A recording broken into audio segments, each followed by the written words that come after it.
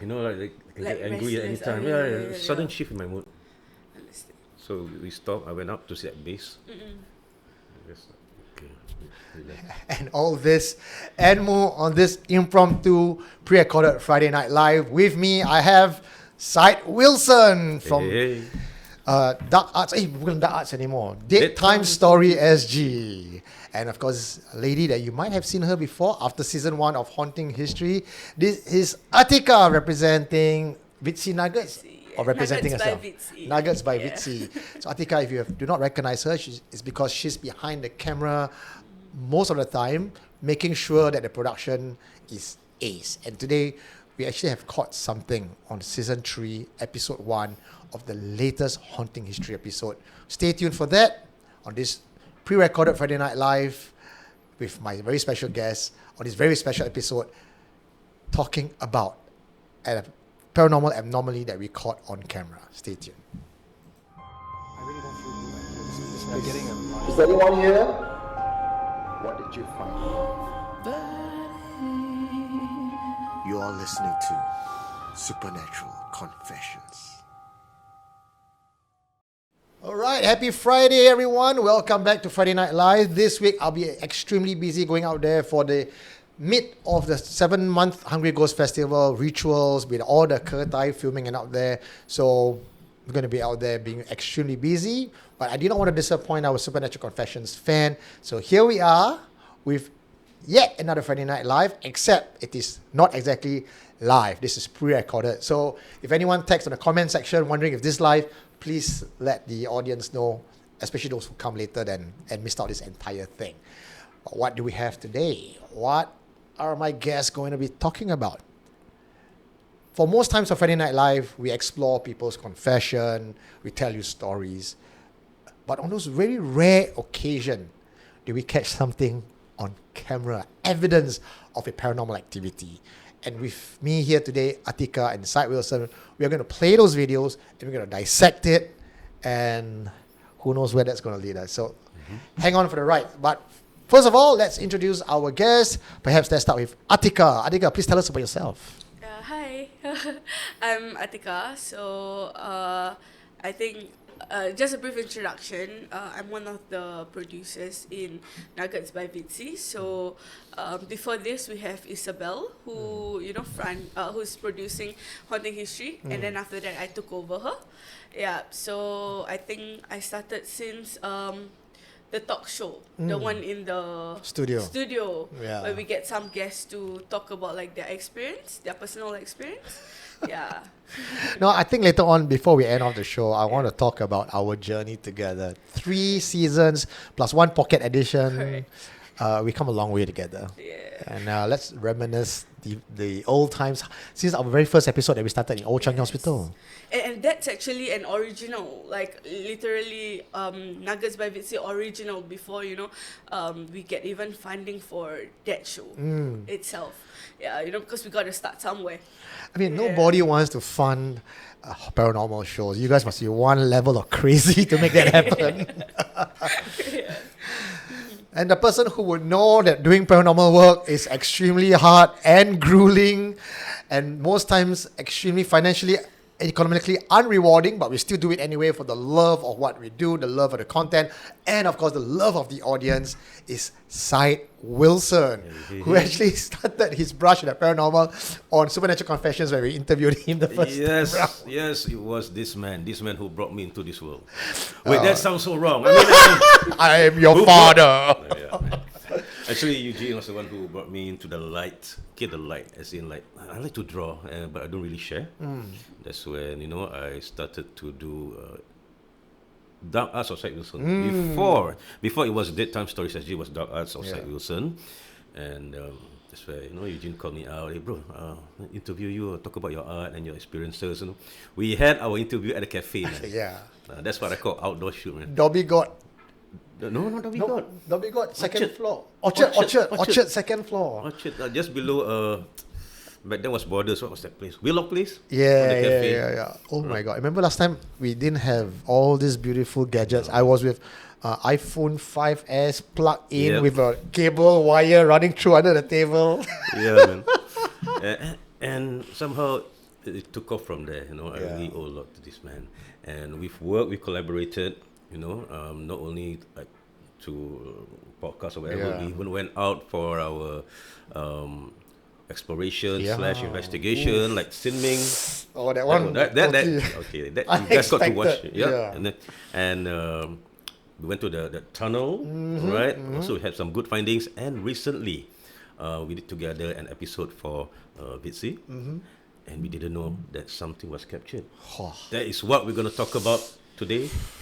I'm sure Eugene can't wait to open the story, right? And You know, I have not even, when I saw the video and I watched it from start to finish, I didn't see it. Where do you watch it? Like YouTube or TikTok first? I'm a YouTube guy. I cannot okay. watch video on portrait. I get a headache. Okay. Yeah. I have a lot to say about portrait videos, but I watch it on YouTube, on the big screen actually, and I did not even see that because obviously I was looking at our handsome faces. When I look at the comments, it went crazy. And people started texting me after that. Eugene, do you feel this? Do you feel that? You know, I got a barrage of WhatsApp. I'm like, what's going on? Then I went in to check the video again, and I zoomed. And because obviously people in the comment section, they have done the work in CSIing it, screenshot, enlarging. Then I thought to myself, like, let's be rational here first, right? Could it be anyone? But as I dig back into my memory, it was close to impossible. But we'll discuss about that in a bit. But I cannot come away with anything rational about it. But before that, let's take a look at the video. yeah, man, let's do it.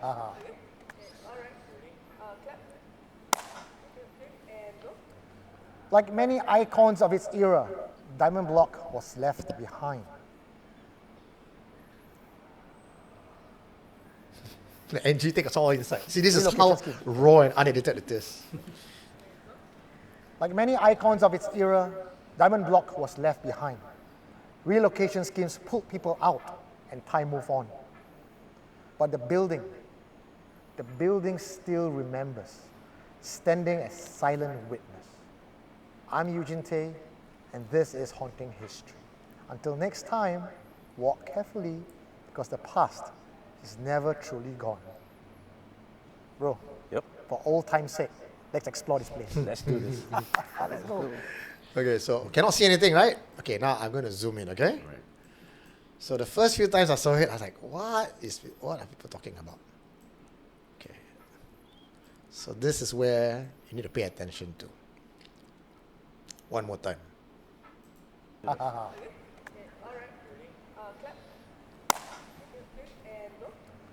Like many icons of its era, Diamond Block was left behind.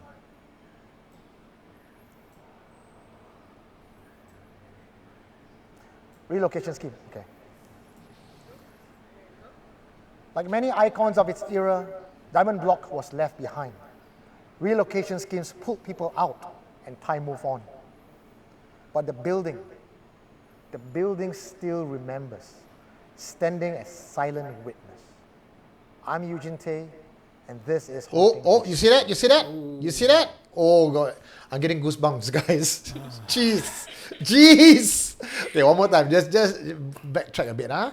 Watch out at that green pillar above Syed Wilson's head. Okay? Just above my dome. You just Yeah. top of his dome. Okay, see, huh? Okay. This is Haunting Oh, no more creep out, carefully because the past is never truly gone. and then it goes back in. Look at that movement.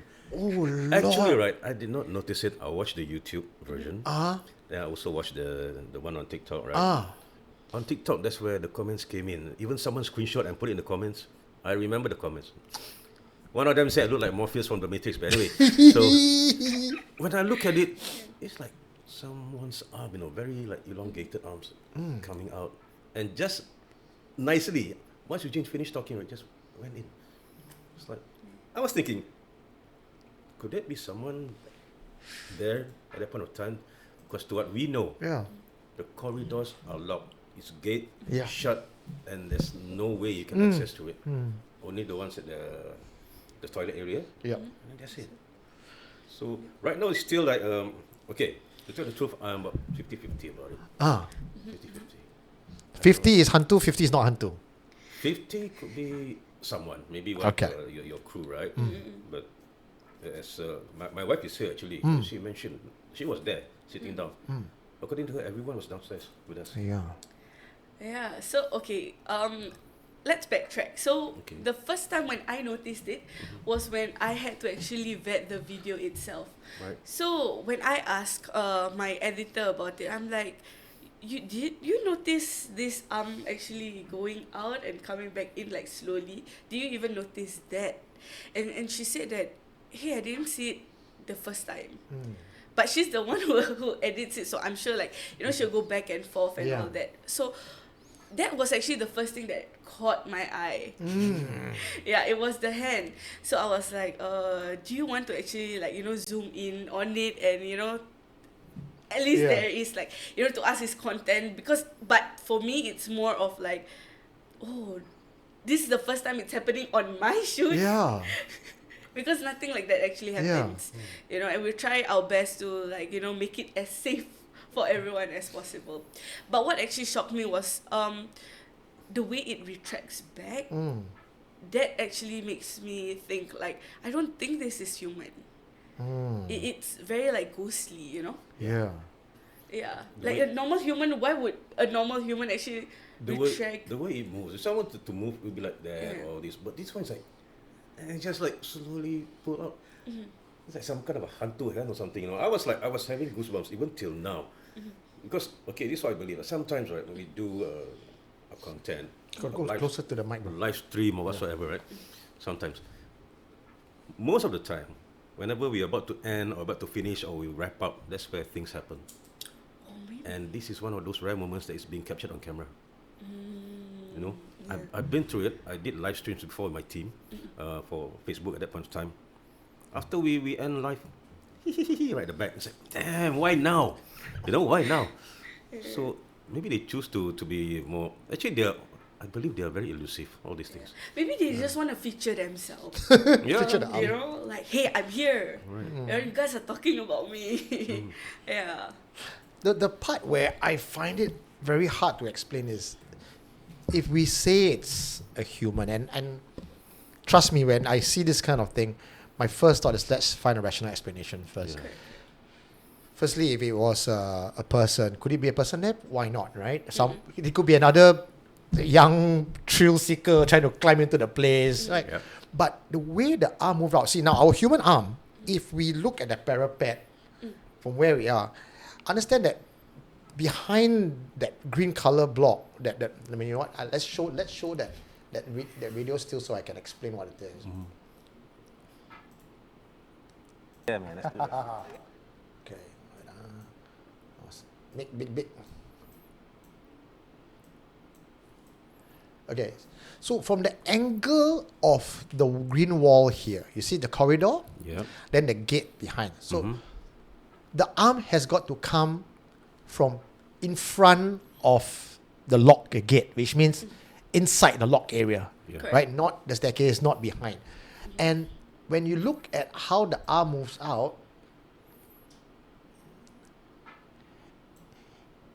it is up to perhaps say the bicep of the person, and that space between the grill and that spot would mean a person has been hiding there the whole time while we are doing this NG take or this entire shot, waiting for just this one moment to come out and scare us without any credit whatsoever.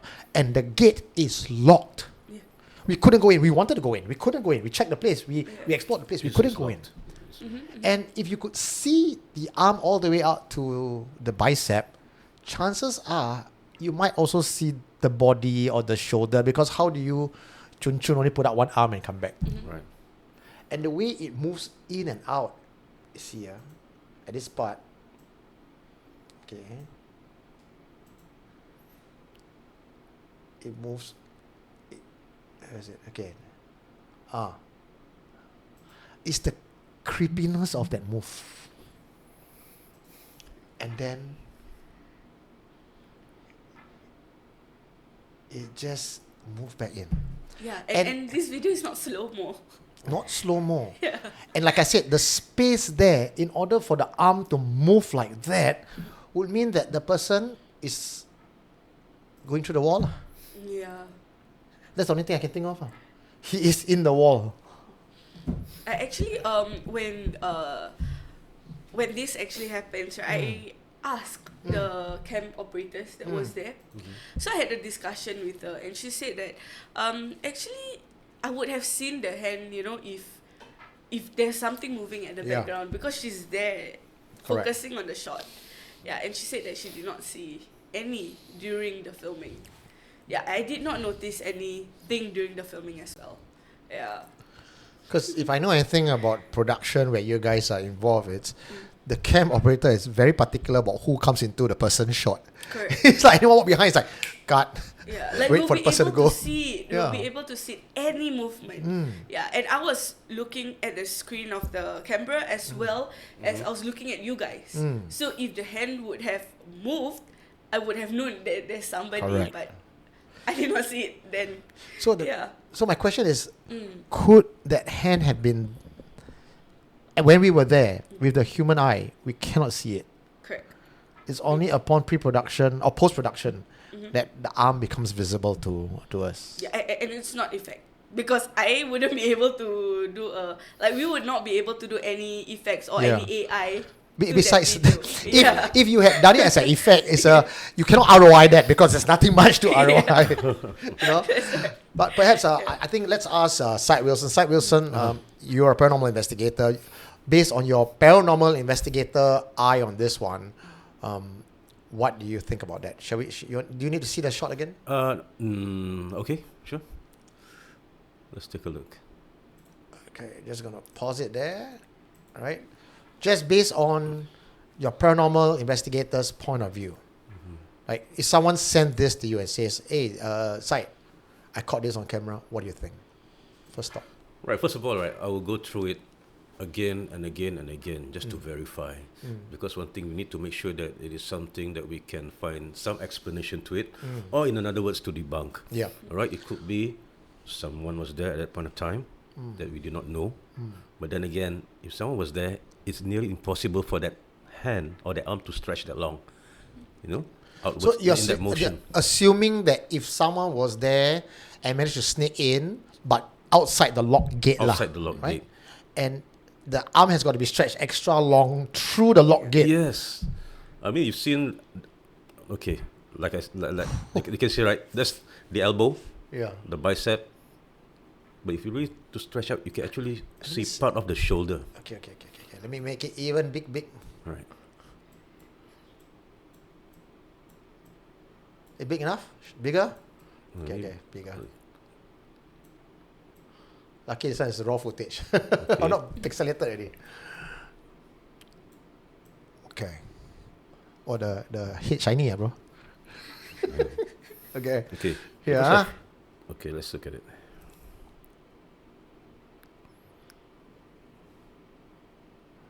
Is it even an arm? Are we even assuming it's an arm? Look at the movement. Look at the movement. Look at that. See, yeah? Look at the movement. It's, Is it's, it even an arm?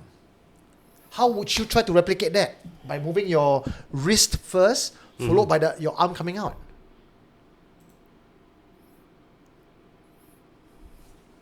Right? yeah, look at that.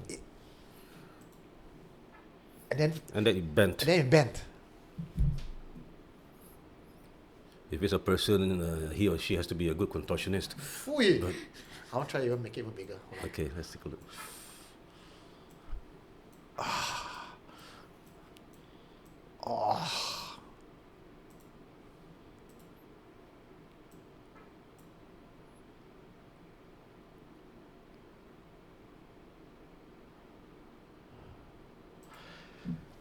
I think we all say it's an arm because it looks like a hand, a forearm, and a bicep at first glance. Yeah. Yeah.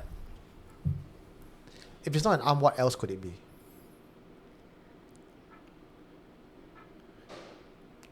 Couldn't be a tentacle. It does. One look- tentacle. That's right. It does look like an arm. Right? But I look at it over and over. I even look at the picture. Right? It's like, Of course, initially I need to be sure that someone could have been there at the staircase, near the staircase there, right? And of course, as you can see, that's the gate. Yeah. There's no way he or she can access through, Yeah. right? Or maybe that person is trying to trying to unlock the gate lah. Trying to unlock the gate. Okay. If you look okay. at the movement. Yes. Fair enough. Yeah. Fair So enough. that's why I was 50-50. It could be someone, maybe like Eugene said, another thrill seeker or another person who was there, happened to be there, and was trying to like, hey, can open or not? Trying to open the gate or maybe a latch over there. But somehow, yeah, the movement, if you look at it, it does look creepy enough. Yeah. You know what? After seeing this a couple more times, I'm willing to go 50-50 with you, bro. Yeah. Because what it could have been is while we were filming, we didn't take note because it was just 3 seconds worth. Yeah. So in that 3 seconds, the camera operator, the producer was not looking at that specific spot. And at that moment, somebody, another thrill seeker, not any of the crew, possibly went up there. Arm goes in, Right. try, cannot, arm Cannot. goes out. Exactly. But why That's the a- slow-mo though? You get what I mean? Yeah. Like if you're trying to lock something, wouldn't you like just try to quickly retract your hand again? Yeah. So my question is why, like it's ghost-like, you know? It is ghost-like, Yeah. the movement, Yeah. right? But if Yeah. you look at the footage, right? If you look at the whole thing, the arm, Yeah. because I did look at it, enlarge it, right from the wrist all the way, you can see the elbow, and then the bicep, that you can see the part of a t-shirt. Do you notice that? T-shirt? It's Mana like a ada part of a t-shirt? sleeve, like a part of sleeve. Take a look. Let's take a look again. Okay. Just wait for it. Like many icons I'm of its playing. era, Diamond Block. The reason I'm playing from the start is because now I've enlarged it, Yeah. and I'm just trying to see that Whether before the there's- arm comes out, was there anything there? Like if someone assuming someone walked past, right? There should be movement that we caught before the arm comes out. Correct. So I'm playing from the start again just to see if there's anyone there. Was left behind.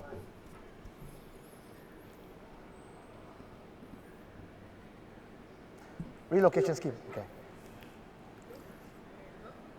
Like many icons of its era, Diamond Block was left behind. Relocation schemes pulled people out and time moved on. But the building still remembers, standing as silent witness. I'm Eugene Tay, and this is Haunting History. Okay. Until next time. Okay, hold it there. Do you see that? There's black like sleeve. like a cut off. Black sleeve, is it? Yeah. What if that's not a sleeve? It's just a floating arm. You see? That is another possible thing. There is no body, it's just an arm floating in, which you thought was a sleeve. I mean, yeah. I mean, there are like Walk carefully. disembodied heads past lying around. It's never truly gone. Okay, so if we say that he is jiggling the lock, right? There should be movement. You should right? see that the hand Yeah. start to wiggle, Right. you know, like because he's trying to find a lock, but it comes in and it stays. It did not move at all, Okay. Trying to test the air, maybe, you know? and then then it it moves just- out. Okay, so we scratched one possibility. Yeah, I mean, like I agree that it does look perhaps from this angle. It's not even a long arm; it's just an arm going in, but it's not even like trying the lock. Yeah. There's Yeah. no movement. It's in, You just right? It Yeah. wasn't trying anything. And from that angle, I mean, you have to be there to understand the physics of it. Why I'm checking out for a person walking in is, if a person comes up from the staircase and walks towards that gate, we should have seen Ahead. a head or Yeah. partial body walking towards the gate. Correct. Because in order for just the arm to be seen and not the body would mean the person would have to walk up the stairs, walk at an angle away from the point of view of the camera, stay as close to the wall as possible, and slide in just only for the arm to be. I'm not saying it can't happen. I'm saying that for this particular shot to be a human arm requires a lot of coincidences to happen at the same time Right, yeah. in order for it to be a human. Yeah. Perhaps the easier answer could be it's a hunt tool. Maybe. You know, to Trying to- try to justify it Yeah. is harder than trying to Yeah. just go with a. Yeah. because where we were, like where the place that we were filming, there were a lot more people than expected. Yeah. You see, and we did try to go up to the second floor, right? But it was all the air was still and there was nothing going on. You know, it is just dark. Yeah. Yeah, and also if I'm not wrong, I think the last part when it was caught on camera was you guys went for like a paranormal tour. Yeah, if you remember. we did. Yes, we Yeah, did. yeah, Yeah, yeah. And then you guys started to go down like quickly because you felt the air was different or something like that. And then after that, there was like the sensor light started blinking. Oh. Do you remember Syed, that? maybe you can tell us more about that. Maybe if you recall. Like, were there anything that you guys feel when you guys went up? Oh, you mean when we did the outtakes? Ah, yes, Yes. correct, The correct. outtakes. Actually, second time we went out, right? Okay, we went to the second floor. Okay, apart from the pungent stench that we had to go through, there was a kind of a shift, right, in the atmosphere. It's like, I was there talking to Eugene, and I noticed somehow, the gated area, where you're not supposed to go in, right? Somehow it's like something, like a presence, So I just choose to ignore it or what. So actually just kept on moving. At the point of time, we just move. We didn't actually stay in one place. At that time. But only that second floor, that area near the toilet, near the gate especially, that's where it's like, there's a sudden vibe, it's telling me like, oh, okay, we're not the only ones here. But there was nothing. Didn't see anything, any manifestations or whatsoever. It's just that the vibe, maybe the energy or somehow is giving out. Like a change in the atmosphere. Yeah, like a change. Okay, for example, like right now we're in this room, right? Yeah. Okay, and you when the time comes, you will feel it. You feel like we're not the only ones here. There might be someone at the corner there, or maybe the corner there. You kind of feel it. You don't have to have a sixth sense. It's within you. It's within you. So you feel it like, okay, something is not right here. Better move off. At that point, I didn't say anything because I was with Eugene, right? So okay, just carry on. Until I saw that footage, so it's like, okay, maybe it has a connection with what I went through during our outtake and what, manifested in that footage itself. Yeah. So I was trying to put it together. So that's why the other 50 is possibility. It could be an entity, okay, an anomaly. So that's why whenever things like this, right, first we try to debunk it. For me, I try to find an explanation. Okay, there could be an explanation to all this. But if there's none, if I fail to find any, if there's nothing, and it's a phenomenon, I take it as a phenomenon and leave it as it is. Yeah. One of the stories that came to me after someone has seen this, he says that he would usually cycle past the diamond block because he lives somewhere nearby. And it's not uncommon for him to see people in the second story window or the third story window. Because it's not that high up. I mean, it's a very tall block, but the people that he sees in the unit, not the stairwell, inside unit, behind the block gate, behind the CCTV, people will be standing there. Like just standing Just still. standing still. If you are a thrill seeker and you have broken the law, trespassed the place, having done so myself numerous times before, you're not Police about to would stand there and Yeah. wave and try to get caught, you will be like, keep it on down low, let's not be seen, right?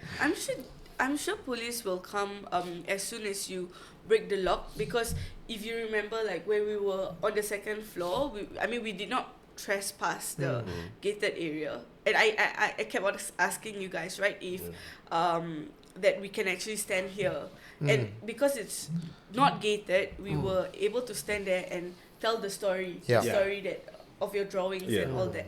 Yeah. So okay, where was I going? I'm sorry. Gated. Yeah, Gated. yeah, the gated one, Second right? story, so yeah. there's also cameras, if you remember, Cameras, yeah, Police CCTV cameras, cameras, yeah. yes. right? So CCTV. if you unlock the gate, police would come like instantly.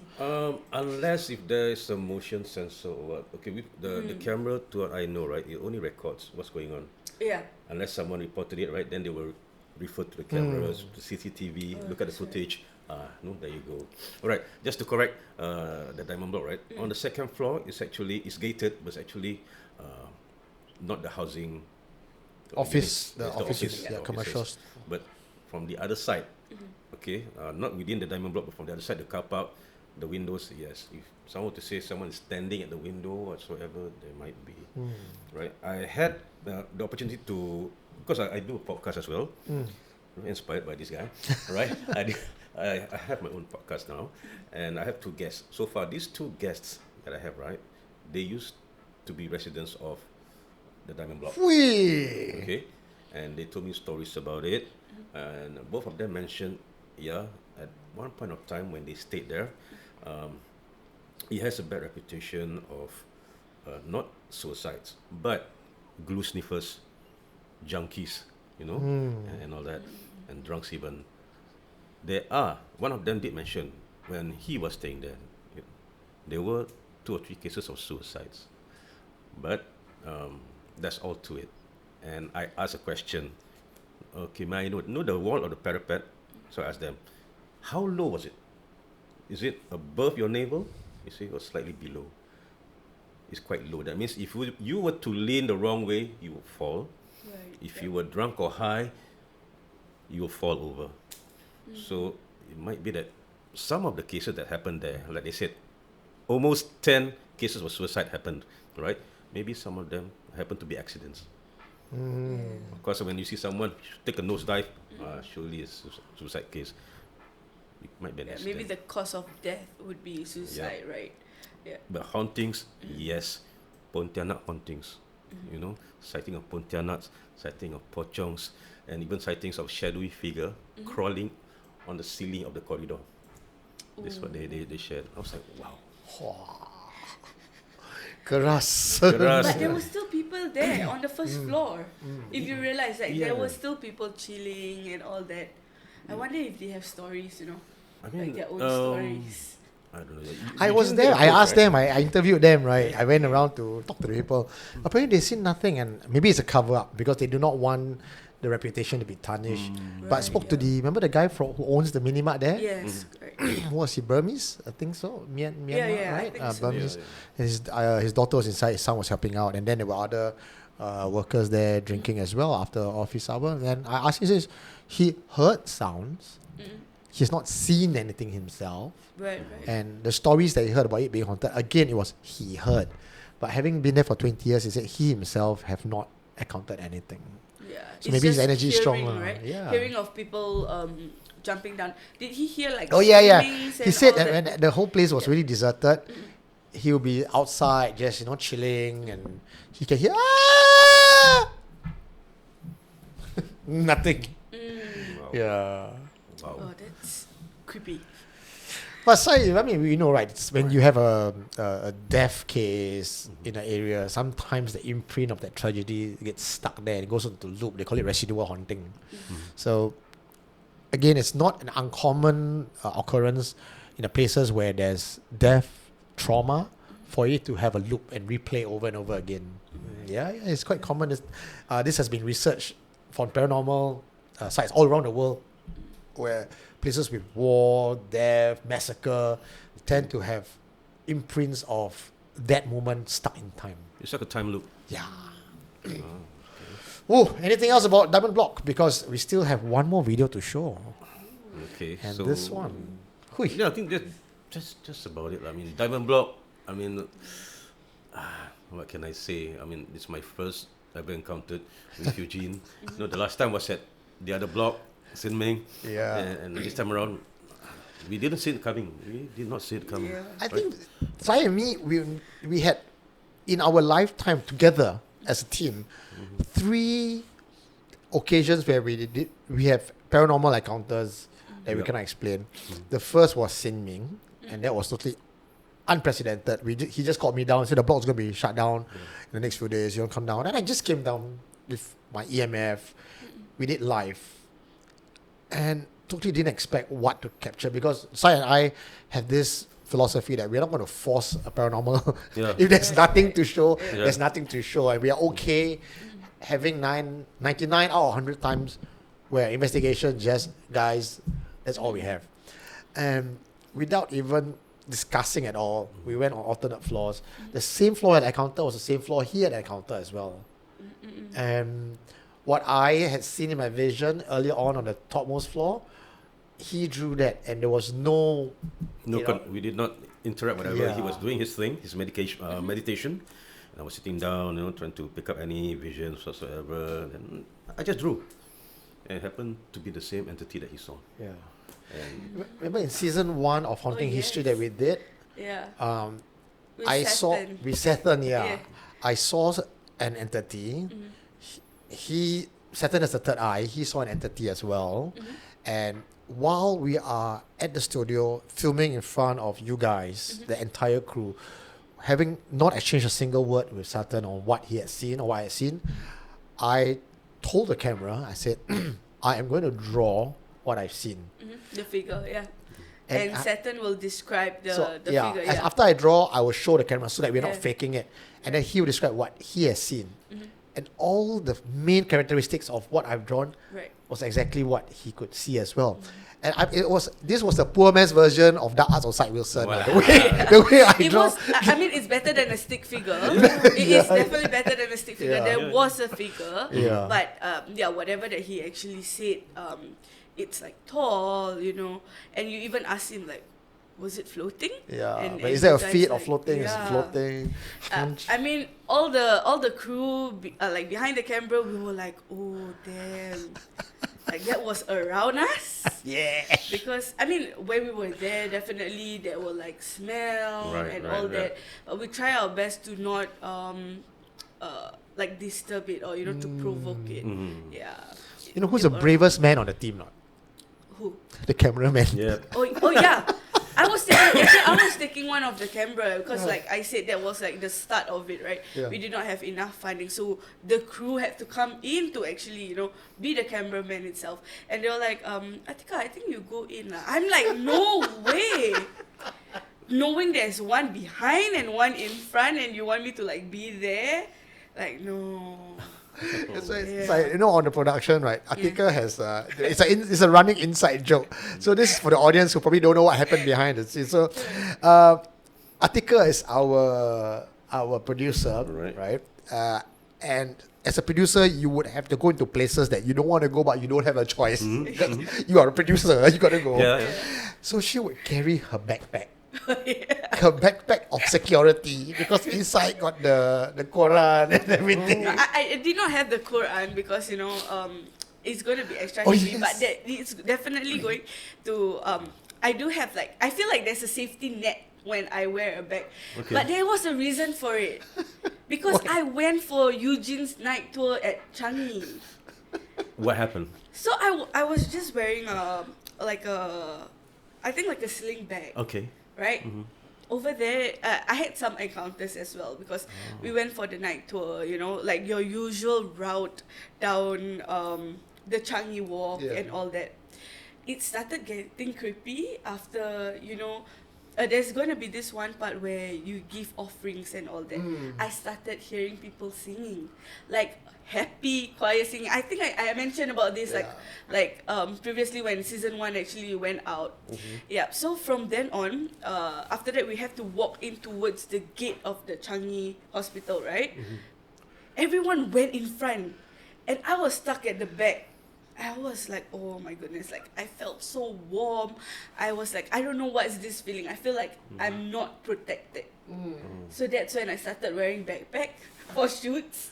Yeah, it's like a safety net for me. So maybe if you want to go like paranormal, ghost hunting, and you're afraid, maybe use a backpack. It's better be safe than sorry. Yeah, right, Yeah. right. It's a haunting history merchandise backpack of safety. And also the other thing, we cannot carry Quran or any other items of spiritual protection because the places we are going is supposed to be haunted and we are supposed to tell a story. Yeah. And this is the idea, right? It's like if you go into a haunted place, equipped to the teeth with religious protection, the spirits there sometimes take offense. Yeah. Because you go into a place that you're this fire beacon, like, come get me. There's like people down there chillax. Probably the ghost sitting by the side of the road eating his Maggie mee, like, hey, alamak, sial, this fella coming. Right? Actually, you have to go in, right? If you have to go for any exploration or what, go in blind. Okay, like I said, go in blind. Okay, the only protections that you have, okay, don't bring Quran whatsoever. Like, okay, I won't blame you for that, right? But bring whatever's within you, your faith. Right. You know, your yes. faith.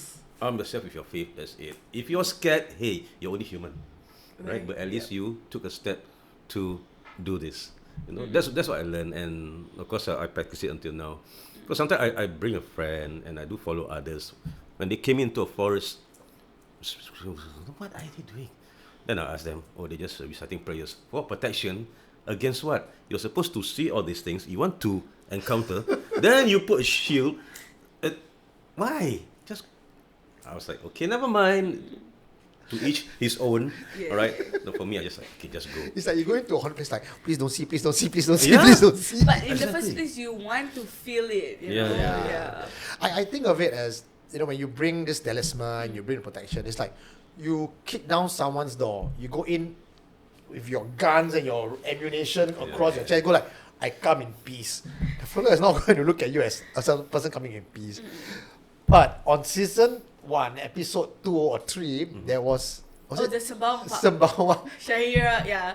So Shahira, she was trying to like protect all of us lah. So she did slip in like a Yasin book in my bag, but and also she did hold a prayer beads. Okay. Yeah. So that's when I think she tried to call. She's like, if anyone is here, but no one wants to come because you know. You know, we were at Wak Hassan, talking about Yeah, the beach. yeah. That place, you go there, it's like, wow, Keras Central. Then I was sitting there, I was like, why are the spirits here but not approaching? Like, come. Then cannot. Then she's like, yeah, I don't know why. Then later on, somehow she take out the things. Then we But how realized. did you know though that she had something like? Because I was there, and Wak Hassan is a place that we've been, I think, not together, but we have been there many times. And then you kind of know the Wak Hassan feel.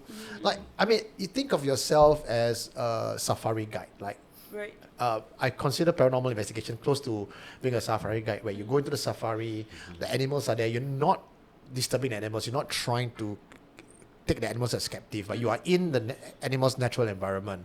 Having done that often enough, you get a sense when the animal is going to show, you know, if the animal is around the corner. So the same thing with spirits. You go to a place, you get that feeling like, okay, I think they're here.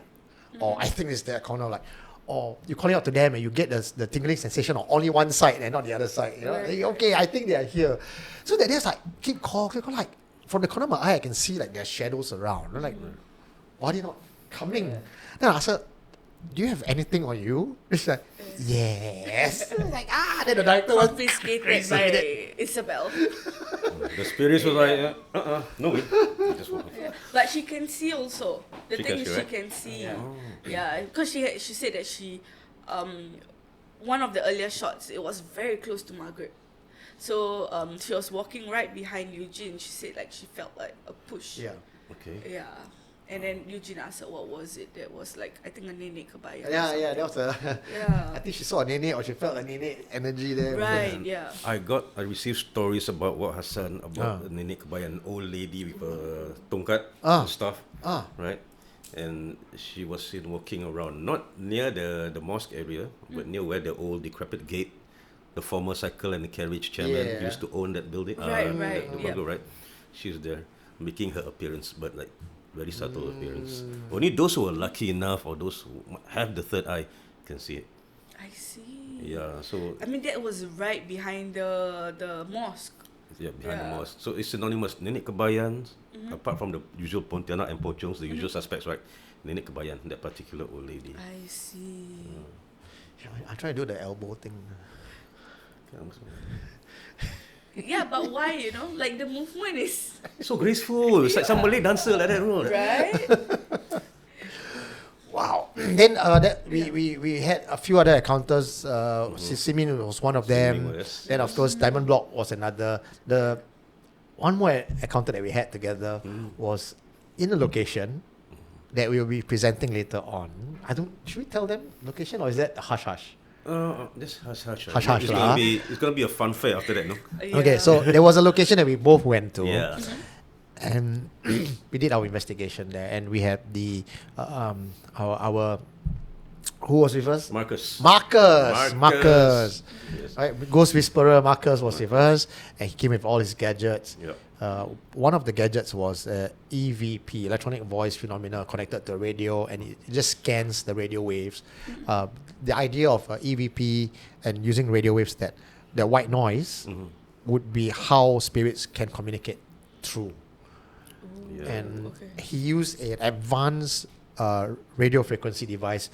On one channel, we have AM or FM, scaling from smallest number to highest number, and then repeats itself again at different speed. From channel number 2, that is the opposite of FM. So if first one is FM, the next one is AM, and reverse means from big number go down to small number at different speed and frequency. So the idea is, because the frequencies are different, the speed is different, and they are merged together in one channel, it is close to impossible for you to get a cross channel that is able to give you 1 second of clear voice as if it's a radio.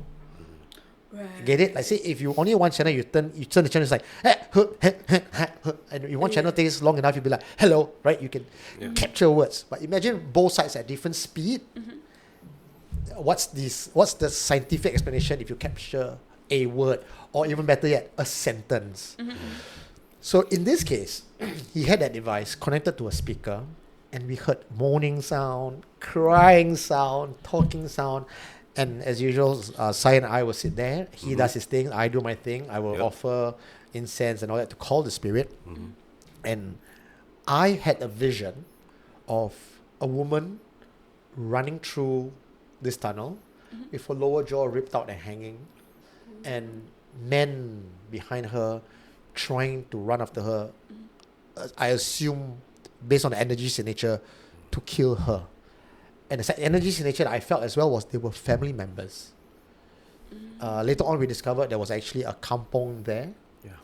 And for some reason, I just had this thought in my head, and I cannot verify whether it's true or not. It was a woman who either had lost her virginity before marriage, and back in those days, it was a shame to the family. Right. And they were trying to stone her. Or she's an adulterer, and she ran away from the family because she was being stoned. Something to that degree, something to do with sex, something to do with women and men trying to get her and their family members. So I shared that, right? And I think Syed also felt something at that time, and he drew it. Okay, so basically what happened was, right, during the EVP session, I can remember there's this sound which is very consistent. It's like, sounds like a female trying hard to talk but without lower jaw. Either lower jaw or throat. It's like some guttural sound. And at the same time, there was a growling sound as well. But it was like not that consistent. It's like in between, like, followed by the female voice. And okay, fine. So Eugene did his thing. He decided to meditate, try to get, is it what they call it? Retrocognition, so that you can see what's going on in the past. Yeah, To get the I mean, it sounds really cool, but actually for me, I was like, whatever that downloads into my head. Yeah. I suppose it's the psychics has a way of like tapping onto the past or the tragedy of the area and get a sense of what it is. So he did that, right? He did that, and then it was time for me to do my drawing. So we tried this experiment where I sat with Eugene. I did not talk to him, he did not talk to me. He just put his hand on my shoulder and tried to transfer whatever is in his mind to me in terms of energy, and all that, in any way that he can. So I was sitting there. I started drawing. The image came to mind, I started drawing, and I drew a picture of a woman, very like almost like a corpse looking, without a lower jaw, with the tongue still wagging out. And behind her there was another entity, a much more bigger entity, which I believe was holding her spirit back, or her Korean, we call it, holding her back. And that was the entity that makes the growling sound and has the most presence in terms of energy, which affected me recently. Or later we get to that. So after we did that, right, I closed the book. I did not show Eugene the drawing. No, we wait until we are done, then we go out. Before we end the live, we discuss about our findings and to see whether everything tallies. If it tallies, we got something here. If it doesn't, okay, fine. Somehow it tallies with Marcus's results from his EVP session, with Eugene's I would call it retrocognition lah. Okay. Yeah? Let's put it retrocognition, where he managed to tap into the energy around to see what's going on before, back then. And with the message that I received from Eugene, we put 20 together. It sticks. It was like, wow. So it's like that was really one hell of a time that we had. I was thinking of changing our names to Ray, Egon, and Stan, and what's the other guy's name? Venkman. Nah, cannot. So yeah, and recently, actually last weekend, I decided to return to the same place with Marcus. Even Marcus was asking for you. I don't know, man. I haven't caught you yet. Kind of last Busy minute. time, 7 months. Just started. Yeah. It was 7 months. So we got another team, which is Paracounters, which is a local paranormal investigators. They're very independent. So we brought them there. So same thing. They had an EVP session, but before that, we decided to do this method, which is I will do, my session, which is drawing, because in that tunnel, right, through that tunnel, we stay at the entrance. The tunnel actually leads to another area. So that part of the tunnel, the paranormal team put their rampart and all that.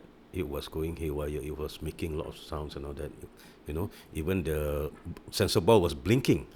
Sensor ball is actually, the toy that cats would play. Yeah. Right? Just a mere touch, it would blink. And it was blinking on its own numerous times.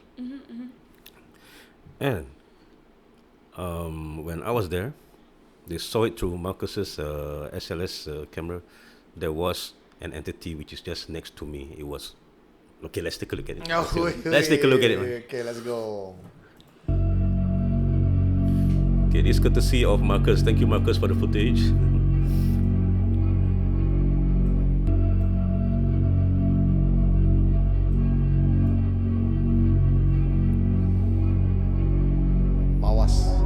This is what we believe to be there. They have those in Singapore.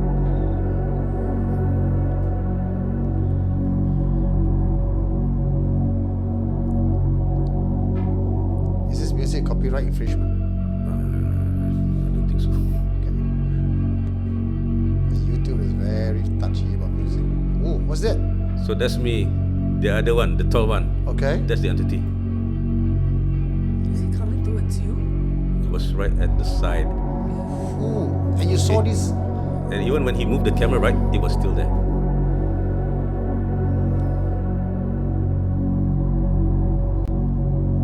Can you walk us through what's this SLS thing for those who don't quite understand what you're looking at? Oh man. I only know the acronym. SLS camera. Okay, to what I know, right, it captures any anomalies. Okay, and on the camera or on the lens itself, if you are standing there by yourself or with another person, it will show two stick figures, as you can see. Okay, that's me, the short one, right? Because I'm far off, right? But if there is another one that appears, that is an anomaly. So it's got to be a person or at least in a spiritual realm. It's not in the... It could be something. The last time we tested out at the West Coast, the abandoned block, my wife was sitting there, and there was another figure, very long limbs, very tall with no head. Yeah. Just next to her, and it appeared. And guys, this is not a phone app. This is not a phone app. What Marcus used are legit, what you call it? The device. Devices. Yeah. So he actually poured money into it. He invested even down to the EVP, the ghost box, so they call it nowadays, right? And it's a real thing. So I sat there. I sat there to do my drawings. I got a vision, and it was true enough, a big entity, very big, almost like a Bigfoot, like the same one that I drew the last time. Yeah. Same thing, like a silhouette, very tall with two eyes. So once I'm done, the rest took over. They sat in center. They were doing their session using the EVP, the ghost box. Yeah. I was standing right at the other side. Okay, the other side, the entrance is the view that you're looking at now. Okay, the other side, the entrance. Suddenly, my mood began to change. I was getting frustrated. I was like, getting agitated.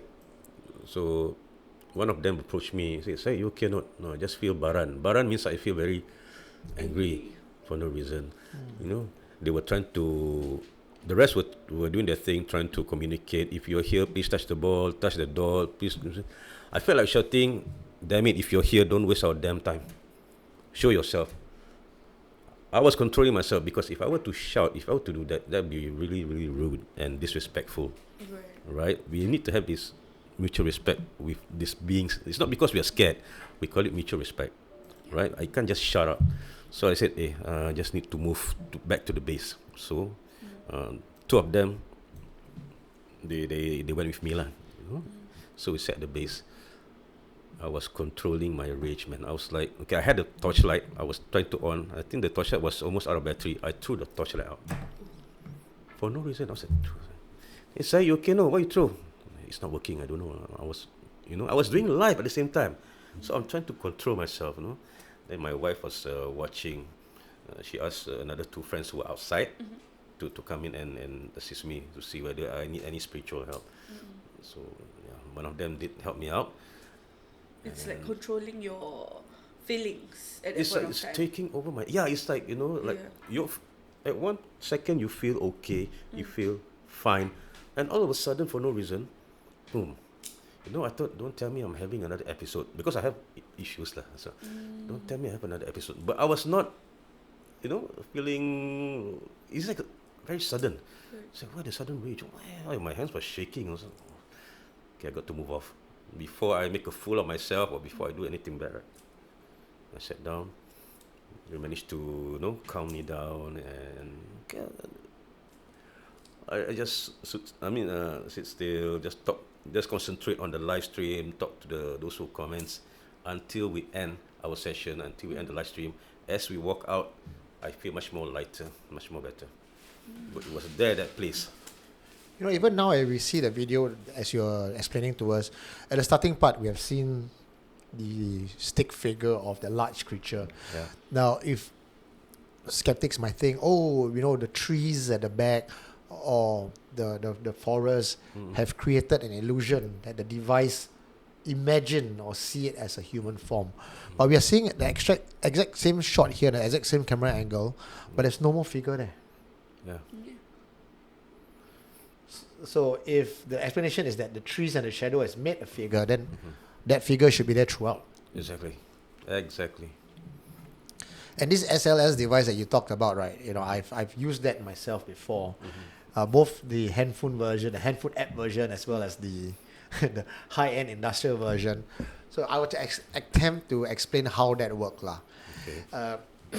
It shoots out lasers, and when it shoots out lasers, if it sees an object blocking it, and the object resonate with arm, a head, and leg, it will create a stick figure icon to show that there's someone there.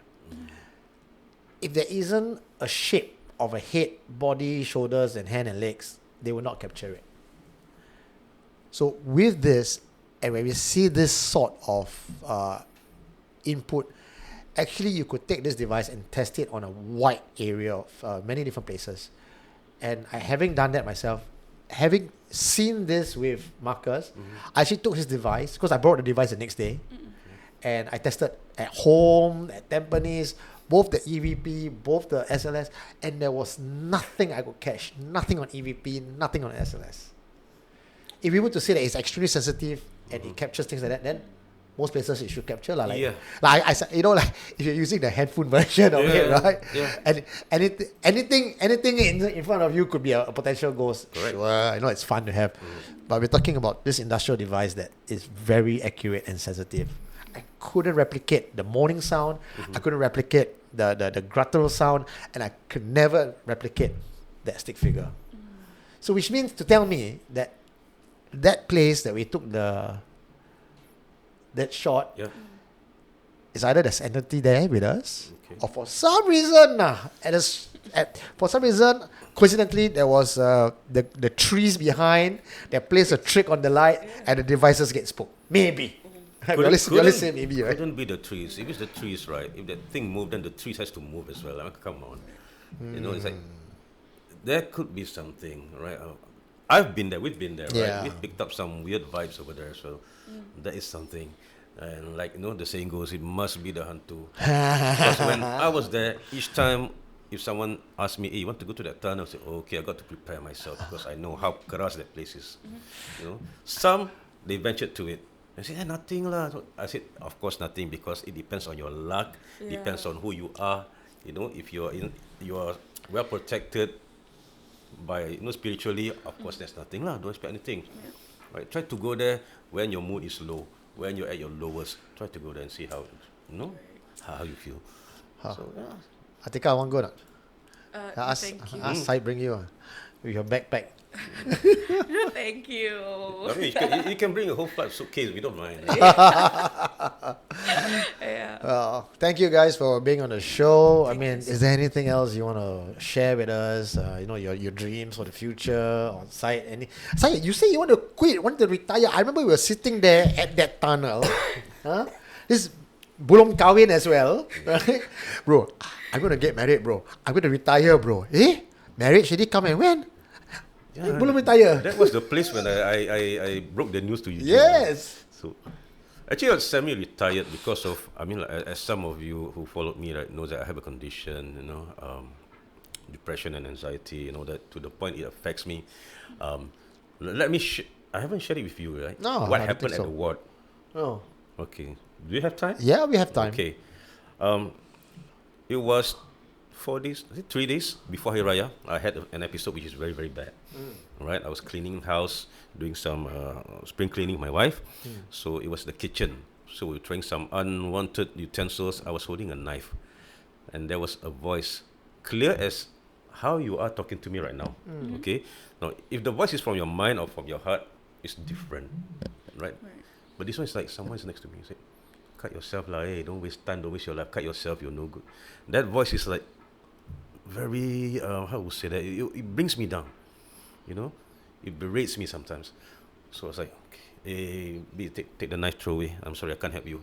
I sat, I drink water, I had to break my fast. I drank water, I rest, I slept for the rest of the day. And then the next day, I had a meeting with Eugene. It was when at Bugis. Yeah. Our last meeting at Bugis together, right? I was trying hard to absorb, because as we were talking, as I was talking, the voice is right there. He was talking to me at that point of time. So after the meeting, you all left. I said we took a cab, went home, fetched my wife. We went to NUH. Went to NUH. I was already shivering in the cab. Okay, and it wasn't because of the temperature or the aircon or what. My insides were vibrating. Insides were vibrating. I was like, sitting like that. Reached the hospital. I told them what's going on. They put me to the observation ward. 2 different doctors came down, asked me the same question. What happened? I told them, I'm having an episode and all that. I don't know why I feel worried for no reason. I feel fear for no reason, and with these voices, and I said, okay, we're gonna put you to a ward, which is a wellness ward at the hospital. So I was warded for 2 weeks. In the ward, right, you cannot hold on to your phones. There's no way you can play with your phones whatsoever. The only thing that you can do is play the jigsaw puzzles.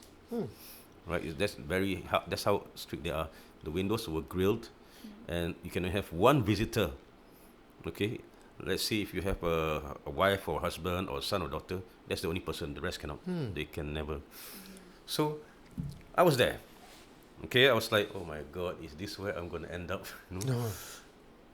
But for me, right, it's like, okay, as long as I can, get some answers, I can get the best medicine, whatever, I'll do it.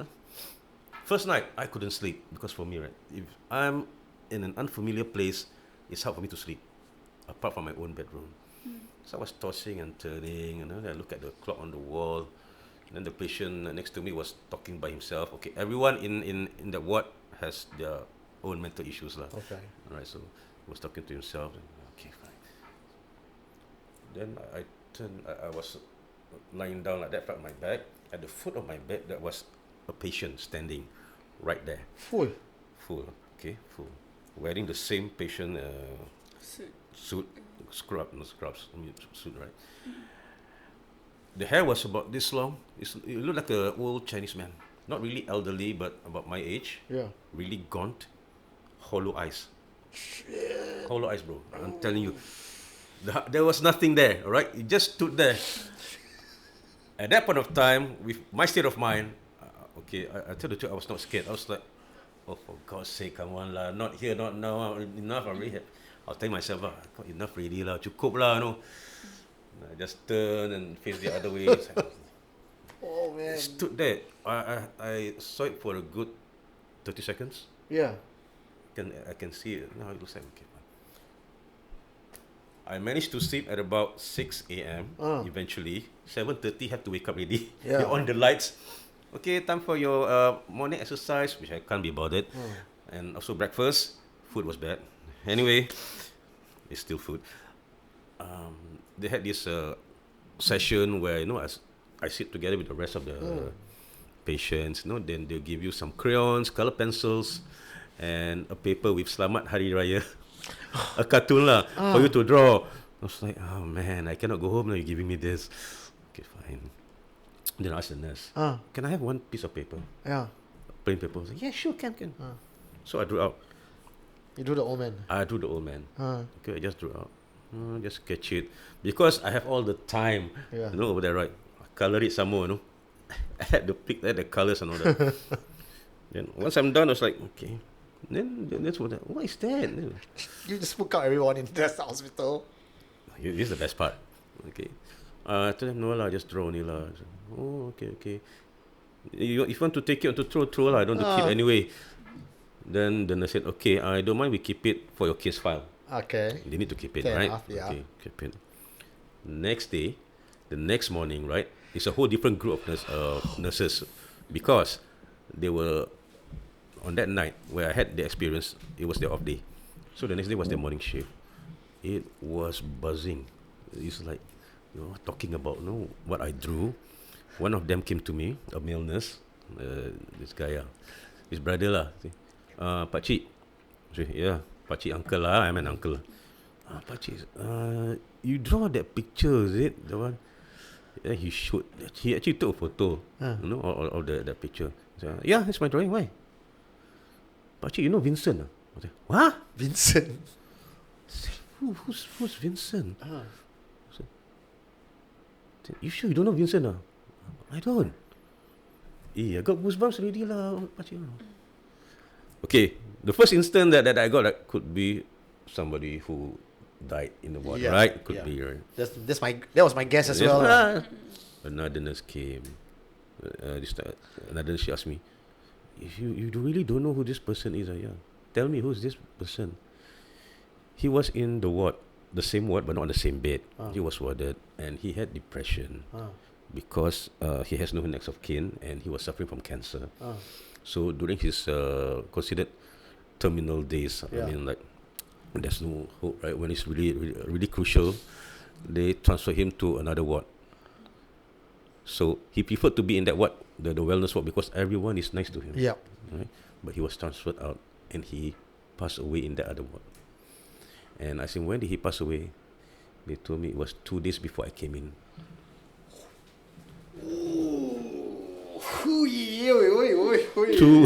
2 days before I came in. I was like, okay, fine. Right, okay.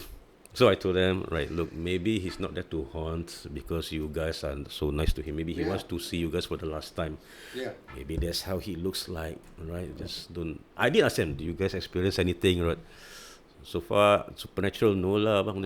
Okay lah. Then I'm the unlucky one. I'll get to see all this, But they were really shocked because of the drawing that looks exactly like the person. They even described how he looks like exactly like the apparition that I saw. Because Vincent knows you can see, so he comes to you to maybe pass a message. Maybe. Maybe he didn't get the chance because I was already turning away.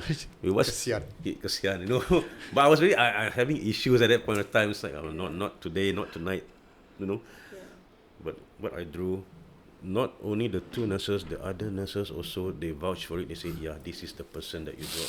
Used to be in this ward and he passed away. I was like, wow, okay. Also maybe because you get to see it, because just now you mentioned that if someone is at their lowest, right? Yeah. That's when you get to see, and you're more You're more prone. sensitive. to Yeah, this. yeah. Yeah. You know, I got to ask you something, right? And I'm not belittling people who has mental illnesses or suffering from anxiety attack. But part of me wonders if, you know, going on paranormal investigation, going so deep into negative energy might have a part to play in the anxiety attacks that you have. Okay. For me, right? Yes, there are those who, you know, even my relatives, close friends, they say, you better stop this. This is what happens when you go out, venture into the darkness, you know, trying to find the truth, also called. And I say, okay, fine. But when I do this, I know the risk, you know. I know I'm answerable for it. But when it hits me, when I had that point of time, sorry, I didn't really like go into it and say that this must be something supernatural. No, I want to find medicine first. Okay, if medicine can't help me, then I'll go for alternative medicine, alternative methods. All right. There even those who are okay. They're nice enough. They want to offer me the drink air rukia. They call it right. I say okay, hold on. Let me stick by my medicine first. Yeah. And so far, the meds does help. You know, there are times where, you know, I was about to have an episode. I just pop one pill, and I'm good. And you know. But do you have all this before you started paranormal investigation? No. So you see where I'm getting at? But I had a good chat with the therapist. I asked the therapist, does age have something to do with this? She said, yes, as you get older, your chemicals are imbalanced. If back then you can withstand anything, you know, you can go, you know, you can be gung-ho, what? Once you reach at this age, right, your chemicals are imbalanced, your, what they call it? Melatonin, dopamine, I don't know what they call it. That chemical that makes you happy, it'll be lesser. You feel more sensitive. You will distance yourself. Endorphins? Endorphins are for women. Oh.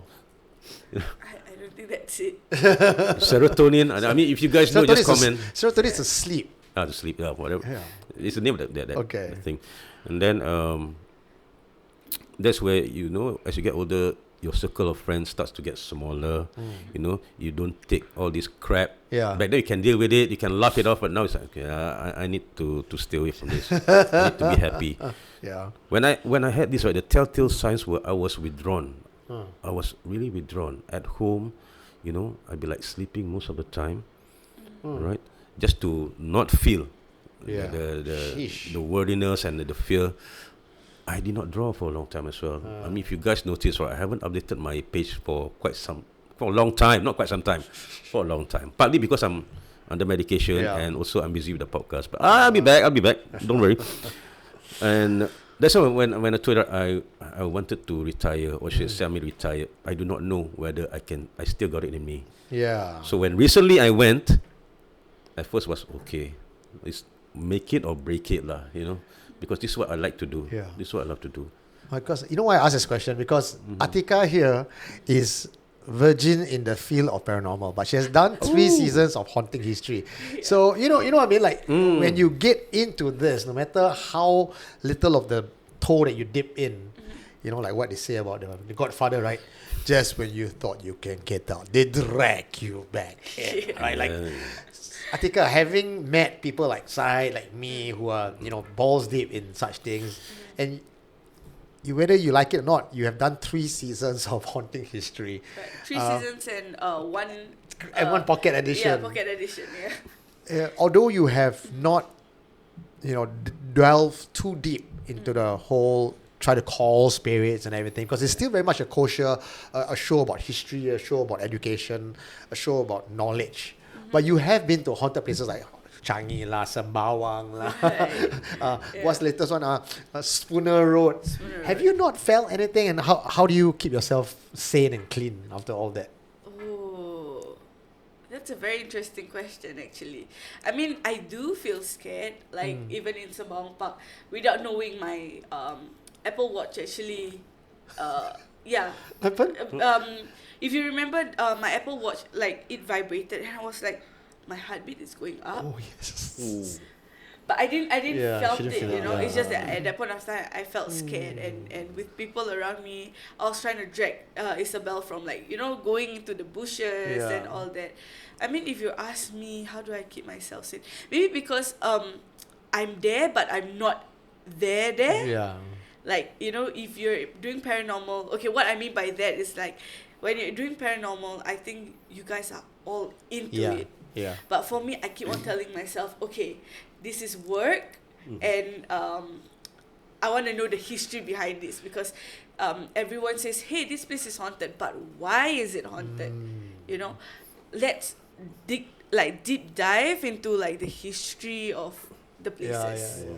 So I think letting the audience know that there are history behind this and why this place is So the haunted. intention is Yeah. different, lah. It's not like you go there and catch out them. You're gonna go there to tell their story. Because I know if I catch out them, what if, you know, something happens, or, you know, they follow me back, or I don't want, yeah. There's a belief and a saying that when you take photos and you capture paranormal anomalies, like what we did at Diamond Block, Right.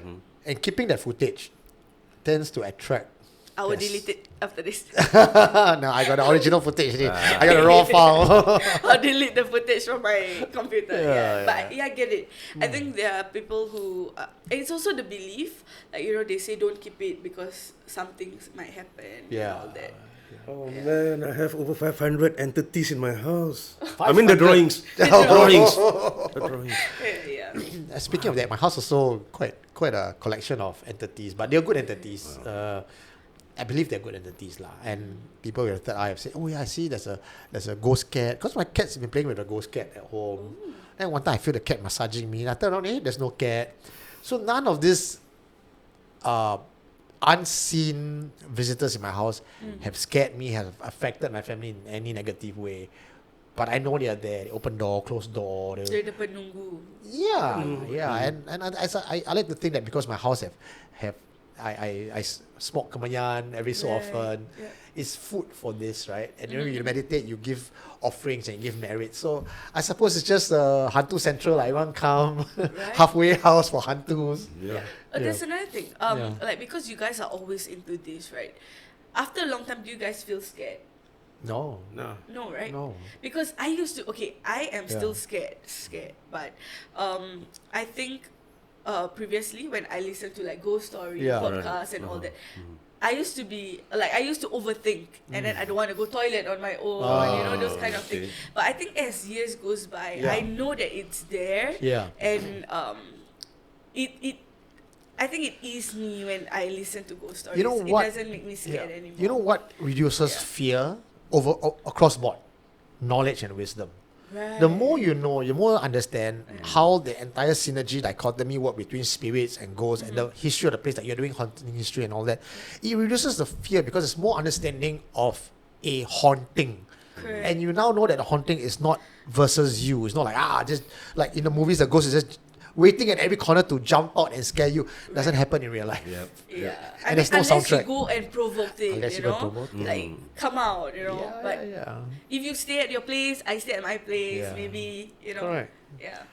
So yeah, that's all thing. And I mean, having looked back at three seasons and the future ahead, you want to share anything with our audience? What we can expect from the past 3 seasons? Your thoughts behind the scenes and what's to come?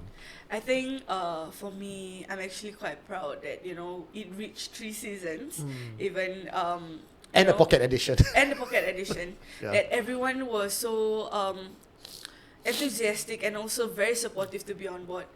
Thank you for being, like, the resident host. Thank you for being featured in one Thank of our you. show. Thank you I think this can actually bring a lot of knowledge for our audience also. Yeah. I think one thing about this show that I want to portray out is not only, it's haunting, you know, it's Yeah. ghost. Like, I want to bring out the education so that, you know, people don't the knowledge lah, so that people don't just go there and, like, I just want to see ghosts. Yeah. Yeah. Right, you know.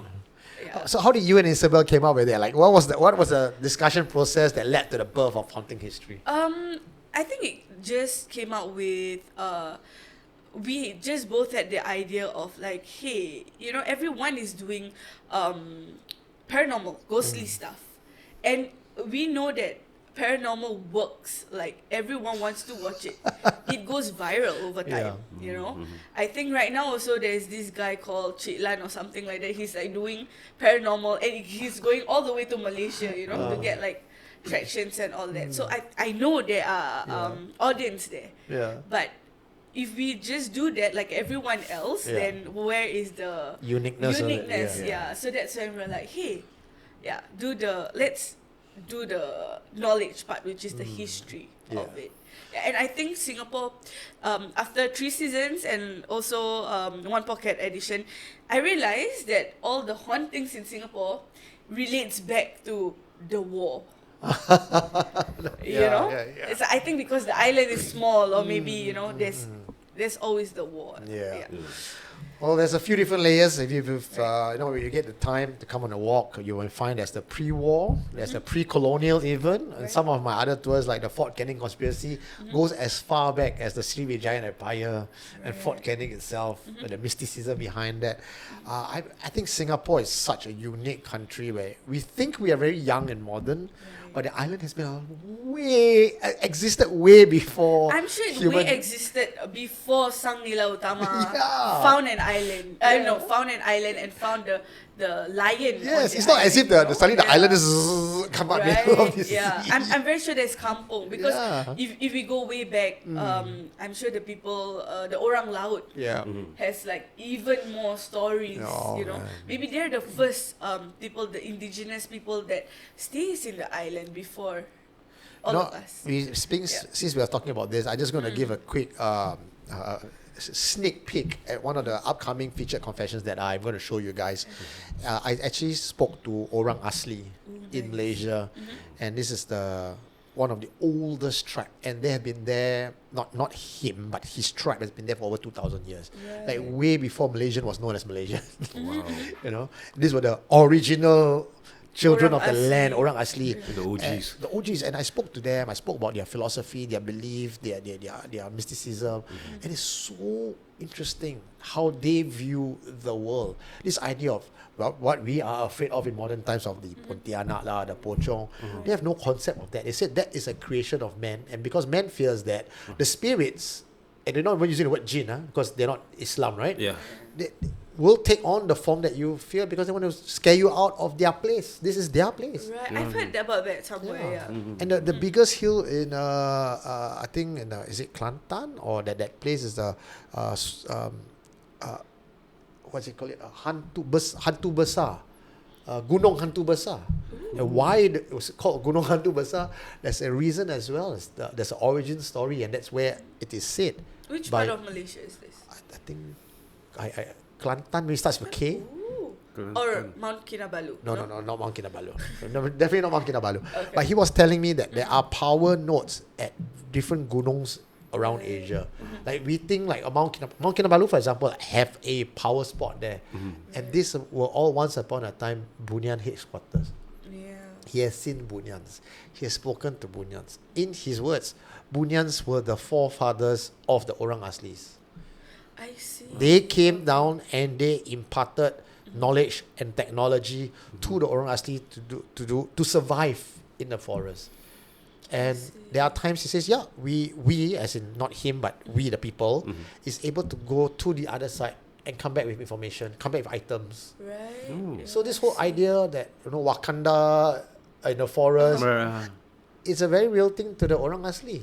I see. But if you're not of the blood, you're not an Orang Asli, you're not of the tribe, you can go there, you can try to find, you cannot I'm sure find. you'll get lost.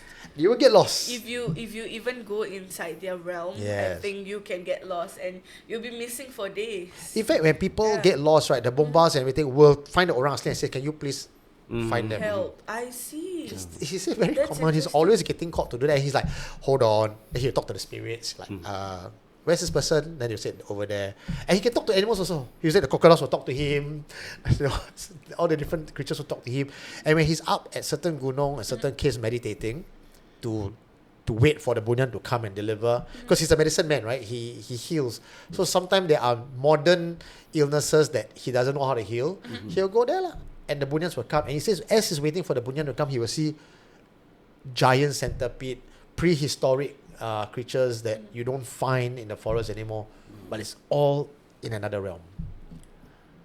Yeah, so it's very interesting lah. Very interesting when you talk about old lands and old belief, but somehow we are so naive to think that we are born in this time and age. We are the only center of the universe, and nothing else that came before us matters at all. Right, yeah. You know, but for 2,000, even maybe longer than 2,000 years, that this magic is in the land. The spirits are old as time, and you, apa, what, 70 years of your life come out into this world? I mean, magic is not new. I'm very sure magic is like way back, you know. Yeah. So when people say, oh, mysticism exists, goes like, oh, I think that's a level of ignorance that is quite, I can applaud lah. Like, you really choose not to want to believe, and that's perfectly fine. I can respect that. Right. But for you to tell people how to believe and what to think, I think that's not right. Like the way we do on this channel as well, we share haunting history. We share. We never ask people to believe, like, okay, based on the facts, based on what people say. Yeah, but that is the beauty of paranormal topic, because there's no right and wrong. Yep. Right, yeah. There's history written by victors, and then there's history remembered by communities. Correct. You know, and I think somewhere in between is everyone's choice to believe what they want to believe. Yes, Right, and yes. that's one more thing that I found out, right? Each time when you found the answer, there's always another question. Yes. There's More always another question and question. answers. Your question will never be answered. Never. Your answer will stop there. No, it didn't stop there. Oh man. What about this? How come it's like that? What? It's never. It's a rabbit hole, guys. Yeah. Anyway, thank you so much, Atika, Syed, for being here. Who knows when's the next time we'll cross path again. Yeah. But thank you to all our viewers for pointing out that awesome video that you just saw, capturing something that we never expect. Is it a real hand from someone, a human, who is trying to unlock a gate, or could it be the hand of a hantu? You decide and let us know. On Supernatural Confessions Friday Night Live, thank you very much, and I'll see you guys next week.